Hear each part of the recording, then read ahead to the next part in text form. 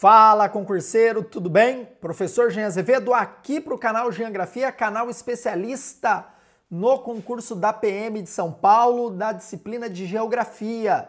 Então já se inscreva no canal, porque aqui você vai ficar sabendo de todas as novidades em relação à geografia, como que ela é trabalhada na prova da VUNESP. E hoje nós vamos resolver a prova de 2018, pontuando e ampliando as possibilidades que ela possa aparecer de novo para você. Mas antes, se você tem dificuldade em História e Geografia, acesse a minha plataforma, o gabaritagel.com.br. Lá você vai ter um curso completo para você gabaritar conhecimentos gerais. Porque aí te dá uma folga maior para errar uma questão, duas questões de língua portuguesa e matemática. Por isso que é importante gabaritar História e Geografia. Vamos para a questão, que é isso que interessa. Notícia publicada em março de 2018 pelo IBGE, que é o Instituto Brasileiro de Geografia e Estatística, já completou 93,6% da coleta de dados do censo agropecuário. Então nós temos o censo urbano, aquele que a pessoa bate palma na casa e vai colher algumas informações socioeconômicas para depois mensurar e ver o comportamento da população brasileira. E o censo agropecuário vai até as propriedades, pequena, média e grande, e aí vai ter toda uma coleta de dados aí para fazer o cenário do setor agrícola brasileiro. Já foram concluídas aí, informações de 4,9 milhões de estabelecimento, dos 5,2 milhões estimados pelo IBGE. Presta atenção que a VUNESP gosta disso, ela te dá um excerto que muitas vezes não tem muito a ver com aquilo que está sendo cobrado. É somente para te dar aí uma luz. Vê a questão. O último censo agropecuário foi realizado em 2006. Os 12 anos que separam os dois censos, perceba, que teve um censo em 2006, outro censo em 2018. Então, questões de atualidades, fica ligado. Não devem alterar o fato de que o país predomina. Tá, ele quer saber qual é o perfil da agricultura no Brasil. Então, o primeiro ponto que você já tem que marcar aí. Então, uma coisa que você já tem que ficar ligado. Agricultura é sinônimo de concentração de terras. Então, muitas terras na mão de poucos. Isso é um ponto importante aí, sempre aparece nas provas, tem que ficar muito ligado. Tá? Então você tem grandes latifúndios de produção de monocultura de exportação, principalmente soja, milho e cana, aqui no estado de São Paulo. O estado de São Paulo ele era de policultura, produção aí de vários gêneros alimentícios, e isso foi substituindo ao pouco a partir da década de 70 e ampliando no governo Lula para a cultura da cana-de-açúcar, produção do açúcar e produção do etanol. Já fiz um cenário para vocês, vamos para a questão. Olha, os cultivos permanentes são fortemente mecanizados. Jean, se é monocultura de exportação, tem que ser mecanizado para ter alta produtividade, alta produção, conseguir competir no mercado internacional. Sim, mas quando eu falo soja, quando eu falo cana, não é uma cultura permanente. Cultura permanente é aquela que tem o pé de laranja, pé de limão, que você só colhe o fruto. Quando você fala da soja, você tira toda o vegetal, toda a planta para tirar aí a vagem de soja para depois se transformar em algum tipo de produto. Tá? Então fique ligado nisso. Culturas permanentes ainda não são altamente mecanizadas. Você ainda tem o famoso apanhar a laranja. Tá? Então toma cuidado, olha a VUNESP, tá vendo? Não é fácil não, a galera fala é fácil geografia, não é. Tem que prestar muita atenção nos detalhes. B. As terras produtivas são ocupadas por poceiros.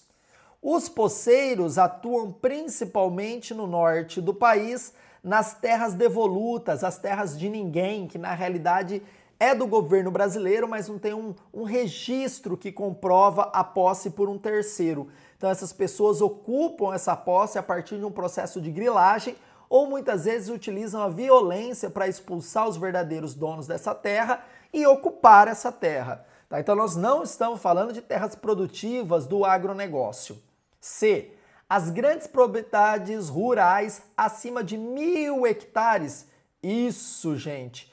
Aqui estou falando dos latifúndios. Então, acima de 1.000 hectares são as grandes extensões de terra para produção de monocultura de exportação. Guarda isso. Concentração, latifúndio, monocultura de exportação. Resposta certa é a C. Os minifúndios que ocupam metade das terras rurais? Não, gente. Minifúndio, eu falo de agricultura familiar, eu falo principalmente do sul do país, né? São minifúndios mecanizados para a produção aí do vinho, né? Para o agronegócio, da uva, do morango. Tá? Então, não são os minifúndios predominantes no Brasil. E pastagem destinada ao gado leiteiro? Você tem produção do gado leiteiro em Minas Gerais. Tudo bem? Bora para a próxima questão. Questãozinha show de bola, porque sempre aparece. População brasileira. Já não sei nada de população brasileira. Dá uma olhada no gabaritagel.com.br. Lá você tem todas as aulas bem condensadas, focadas para o concurso. Então, não tem aula enrolação, sabe, aula de 1 hora falando, lendo slide? Não, são aulas direto ao ponto, porque você não tem tempo, a prova tá aí, você tem que ser nomeado, gabaritagel.com.br. Vem cá, tá falando de população brasileira e de um dado, né, da população total do Brasil de 207,7 milhões de habitantes, população absoluta, população total de um determinado território. Analisando as características da população brasileira, é possível constatar que ele está falando aqui de como está a dinâmica da população brasileira. Dinâmica é o movimento, se está crescendo, se está diminuindo, se está em transição. Guarda essa palavra aqui, transição demográfica. O Brasil passa por esse processo de um país subdesenvolvido para um país desenvolvido, então o Brasil está no meio disso, por isso que está em transição, ele está em desenvolvimento. O Brasil está dentro desse pacote aqui, ó, dos BRICS, que é um fórum econômico que envolve Brasil, Rússia, Índia, China e África do Sul. São países emergentes, junto com outros, tá? Mas quem está nesse grupo aqui são essa galerinha aí que eu falei para vocês. Vamos continuar aqui. A taxa de fecundidade tem permanecido em fraca expansão, tá certo? Tá? O que é taxa de fecundidade? Número de filhos por mulher.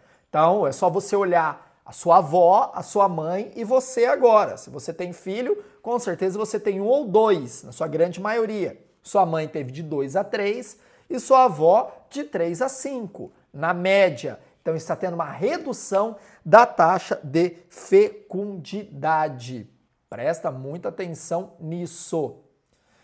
Mostrando que há uma tendência de se manter o crescimento vegetativo elevado. Gente, crescimento vegetativo é a diferença de taxa de natalidade menos taxa de mortalidade. Número de nascidos vivos por 1.000, número de óbitos por 1.000. Então vamos pensar, a cidade nasce 10 e morre 6. Qual é o crescimento vegetativo? 4. Esse crescimento vegetativo, ele é mais constante, seu crescimento, na área rural, porque na área urbana já se reduz muito a taxa de natalidade e se reduz muito a taxa de mortalidade por conta do acesso à saúde ser mais simples, né? Mais simplificado do que na área rural, que detém um tempo até chegar no posto de saúde, né, que você não tem assistência médica familiar nessas áreas, e na área rural, em alguns municípios, a gente tem isso. Então, não está certa. B, vamos dar uma olhadinha na B, ó. A taxa de urbanização que mostra o dinamismo demográfico no Brasil está certo. Tem forte ampliação. Legal, está se ampliando a urbanização. Claro que agora tem um processo aí de estabilização. Fato que se deve igualar as taxas entre as diferentes regiões. Gente, é quase impossível você igualar o norte com o sudeste, O Sudeste é muito mais urbanizado. Só ver o nosso estado, o eixo da Washington Luiz, o tanto de cidades que nós temos praticamente conurbadas, né? Muito próxima uma das outras. Quando você vai para o norte, você tem Manaus, uma grande metrópole no meio da floresta, e outras cidades espalhadas ao longo dos rios, mas cidades pequenas, muito mais rurais do que urbanas. Não pode ser isso. C. A esperança de vida, que indica o tempo médio de vida dos habitantes, tem sido reduzida, principalmente devido ao desemprego e à crise econômica. O que leva à redução da taxa de expectativa de vida não é desemprego e crise econômica, é saúde e educação. Se investe pouco em saúde, pouco em educação, reduz. Tá? Desemprego e crise econômica arrecada menos, o governo investe menos em saúde e educação. Mas não está claro aqui na questão, não é essa. D. A migração entre regiões brasileiras parou de crescer há mais de uma década, o que mostra a regularidade da distribuição das atividades econômicas no Brasil. Gente, você tem até uma redução desse fluxo migratório entre regiões no Brasil, mas eu não posso falar que a distribuição das atividades econômicas no Brasil estão equilibradas. Ainda há concentração no Sudeste, beleza? Resposta certa, E. Eu estou falando que a taxa de mortalidade infantil, que é um dos principais indicadores de condições de vida, caiu no Brasil. E caiu mesmo, tanto no governo Fernando Henrique, governo Lula, há um decréscimo por conta de políticas assistenciais, principalmente no Nordeste. Né? Você tem lá o Fome Zero, você tem o Bolsa Família, você tem a vacinação em massa das crianças, você também tem programas que envolvem tratamento de água e esgoto, de saneamento básico, que melhorou um pouco, ainda falta muito para a gente melhorar, e isso reduz o número de crianças mortas até 1 ano de idade no Brasil. O Brasil ganhou um prêmio da ONU, pessoal. Vamos para a próxima questão. Questãozinha de climatologia, aqui é geografia física. Ela vai mostrar um climograma. Isso aqui é um climograma. Barras são as chuvas e linhas é a temperatura. Perceba que é uma temperatura praticamente constante, chegando aqui em julho, aí você vai até dezembro, né? Essa temperatura aumenta, aumenta, aumenta, chegando no pico aqui setembro, outubro, e depois ela vai caindo um pouco, mas uma temperatura média muito alta de 26,5 graus é alta. E uma grande concentração de chuva durante o ano, principalmente nessa parte do ano aqui, que é o verão, chove muito. Vamos para E? Ó, o interior nordestino que caracteriza o clima tropical, o Nordeste é o tropical. Mas é o tropicalzão aqui do interior do estado de São Paulo? Não, é o tropical seco ou semiárido. Semiárido chove muito, gente? Não. Teria barrinhas bem pequenininhas aqui. Então, ó, já posso cortar aí. D. Da porção central do centro-oeste apresenta um clima tropical úmido.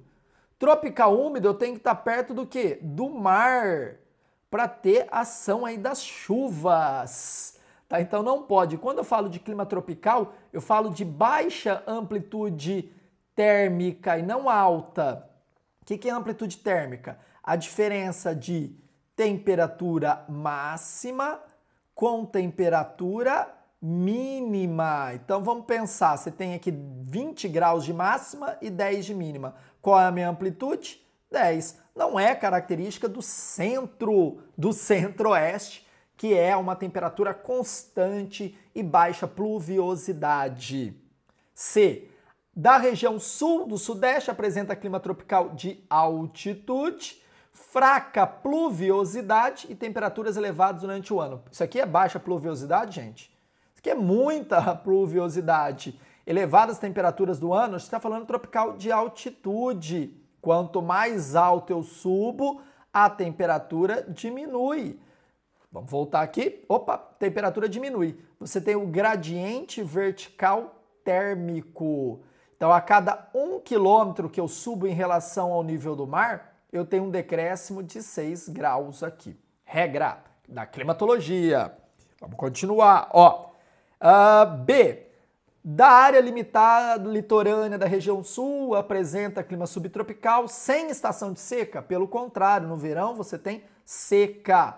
Pode cortar, nem vamos continuar. Resposta certa é a grande parte da Amazônia, clima equatorial, forte pluviosidade e elevadas temperaturas durante o ano. O gráfico fala. Na Amazônia chove dia sim, temperaturas constantes. Pergunta capciosa, você tem que prestar muita atenção, mas o gráfico te dá quase todas as informações. Questãozinha que fala de globalização econômica no comércio internacional. Globalização é a formatação do homem para o consumo, estimulado pelos Estados Unidos pós-Segunda Guerra Mundial, com o estilo de vida americano. O ter é mais importante que o ser. Vamos para a questão. Vamos começar pela A. A expansão do pleno emprego no setor industrial nos países emergentes. Pleno emprego, pessoal, é emprego para todo mundo. Você tem emprego para todo mundo nos países emergentes? Você tem emprego no Brasil para todo mundo, no setor industrial? Não, porque esses países ficam muito à mercê das grandes potências, dos países centrais. As grandes indústrias instaladas aqui são desses países. Então você não tem o pleno emprego. Se você tem uma crise que atinge esses países que são muito mais susceptíveis, você vai ter o quê? O desemprego. Então tá errado. Bola! O aumento da independência econômica dos países produtores de monocultura, de exportação, das commodities, do minério de ferro. Você tem independência econômica do Brasil, gente, dos BRICS? Para pensar. O Brasil exporta cana de açúcar para algum país. O Brasil exporta soja para outro, minério de ferro para outro. Isso é commodity. Então, de acordo com a procura do mercado, isso pode subir o preço ou pode cair o preço. Então, se a China está comprando muito soja, sobe o preço. A China deixa de comprar soja, cai o preço. Então, nós somos à mercê do mercado internacional. Nós não temos independência econômica. A crise da bolha que aconteceu nos Estados Unidos e depois a retração econômica da China atingiu diretamente o Brasil. Então, tá errado aqui. C, que é a correta. O protecionismo, prática comum, sendo um entrave à circulação de mercadorias. Isso mesmo, Protecionismo designa a proteção. O que é essa proteção do mercado? É o que os Estados Unidos está fazendo, que o Trump inaugurou, o trumpismo, um processo de desglobalização econômica. Então, ele está querendo que as empresas voltem nos Estados Unidos, que elas saíram para outros mercados que ofertavam mão de obra barata, indo lá para a Ásia. Então, volta aqui, vocês têm que ficar aqui. E ele cria barreiras para não entrada de produtos estrangeiros. Por exemplo, a laranja brasileira vai entrar nos Estados Unidos. Tem barreira sanitária, não pode utilizar agrotóxico, fora que as laranjas nos Estados Unidos têm subsídio, então tem como concorrer com a nossa laranja. Tem taxação de impostos. Quem media essas relações é a OMC, Organização Mundial do Comércio. Então isso aqui voltou em voga, respostinha certa aí. Tá? As outras não tem nada a ver, gente, nem vou continuar lendo porque nada a ver, tá? Fica ligado nisso, aula de globalização bomba lá no Gabarita Gel para você, tá tinindo para a prova. Essa questão é legal que ela traz análise de mapa, já fica claro aqui, que já tá bombando de problema a África subsaariana. E que tipo de problema está sendo mensurado? Olha aqui, água potável no mundo. Então, essa região aqui, gente, é o Saara, o deserto do Saara. Então, tudo que está abaixo do deserto do Saara é a África subsaariana. É o Quênia, Botsuana, República Centro-Africana, Congo, Sudão do Sul. Você tem ali Etiópia, Somália, Eritreia, Zimbábue, Moçambique, Angola, Namíbia. Está falando de países pobres. E também que faltam o principal recurso, que é a água, porque a grande maioria dos rios lá são rios temporários. Você tem grandes rios, Rio Zambeze, Rio Congo, mas alocados em algumas regiões e não na sua totalidade do território. Você tem problemas também de água aqui nos Estados Unidos, ó, na costa oeste dos Estados Unidos. Você tem aqui, ó, na região do Oriente Médio, em parte da China, em grande parte da Índia e principalmente aí distribuição de água potável em cidades chaves da Ásia e cidades importantes também da África. Vamos lá? Vamos para responder a questão? A leitura do mapa, os seus conhecimentos atuais, olha a atualidade, sobre as condições socioeconômicas mundiais, permite afirmar que é provável que em 2020 os países mais populosos e urbanizados deverão ter grande suprimento de água. Gente, a Índia vai ter grande suprimento? Olha aqui, tem gravíssimos problemas em distribuição. A cidade como Lagos, na Nigéria, também tem dificuldade de distribuição de água potável? Também não. Ah, Gia, mas está falando de urbanizado. Tudo bem, olha aqui. Estados Unidos, Los Angeles, vai ter problema de água. A Espanha, problema de água. Então não podemos falar. Olha aqui, Pequim. Bola! Os países com forte crescimento demográfico apresentarão grande disponibilidade de recursos hídricos. Grande crescimento demográfico. Índia tem um grande crescimento, os países da África também. Não vai ter água. Tá vendo? Bate na mesma tecla, é suave. C. Cidades com maior carência de fornecimento de água potável estarão localizadas nos países subdesenvolvidos. Guarda aí. Tá? Guarda aí que eu acho que é essa. Vamos só dar uma olhada na D, ó.